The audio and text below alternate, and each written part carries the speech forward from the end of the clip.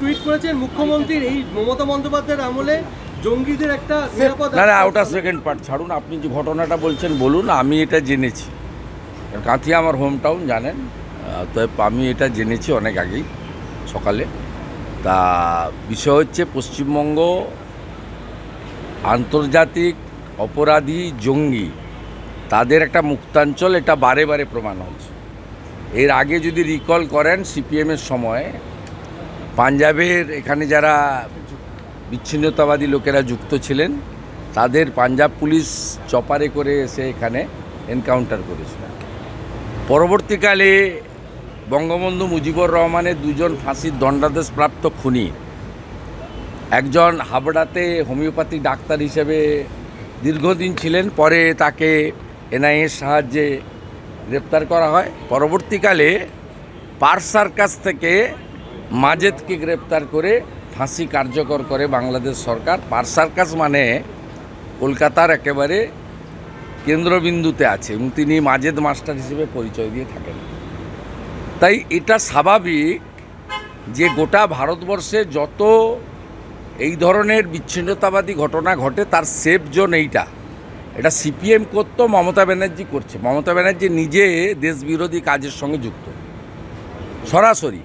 আপনার দিল্লিতে জাহাঙ্গীরপুরীতে যে হনুমান জয়ন্তীর দিন ঘটনা ঘটেছিল তার মূল অভিযুক্ত ফিরোজ, যে আমাকে 2রা মে হলদিয়া এসডি অফিসে আমি যখন সার্টিফিকেট নিতে গেছিলাম পাথর ছোড়ায় অভিযুক্ত, এনআইএতে এখনও দিল্লির জেলে আছে, তার বাড়ি তমলুকের একটি গ্রামে।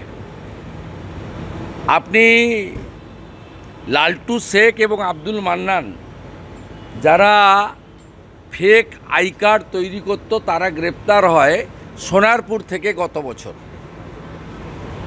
গত বছরের ঠিক একইভাবে ইন্দোরে যে সেক্স র্যাকেট পাওয়া যায় তাদের সঙ্গে বাংলাদেশের যোগ প্রমাণিত হয়। এইখানে মানে রাষ্ট্র বিরোধী একটি রাজ্য সরকার থাকার জন্য তাদের পুলিশকে কার্যত পার্টির ক্যাডারে পরিণত করে পুলিশের যে নিজস্ব ফাংশনিং আছে সেটা করতে না দেওয়ার কারণে পশ্চিমবঙ্গের আজকে এই অবস্থা হয়েছে। এই কারণে মমতা ব্যানার্জি 72টা জায়গায় বিএসএফকে জমি দেয়নি যাতে কাঁটাতারের বেড়া না লাগানো না যায়। शुभेंदु जी चोपड़ा के एमएलए वो कहा है उसको तुरंत गिरफ्तार करना चाहिए और उसको हिरासत में डाल देना चाहिए till the completion of the election.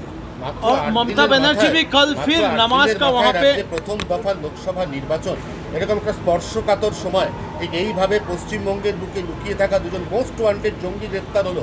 রাজ্যে সার্বিকভাবে নির্বাচন এবং তার নিরাপত্তা নিয়ে আপনারা কি আশঙ্কিত? আশঙ্কিত কিছু নেই, এ তো প্র্যাকটিস, সবাই জানে। হামিদুর রহমানের বক্তব্য কি 26 তারিখের পরে আমাদের সেন্ট্রাল বাহিনী থাকবে, তার মানে ওদের সেন্ট্রাল বাহিনী কে? শাহজাহান শেখ। ওদের সেন্ট্রাল বাহিনী কে? হিঙ্গলগঞ্জের মেহেদি হাসান।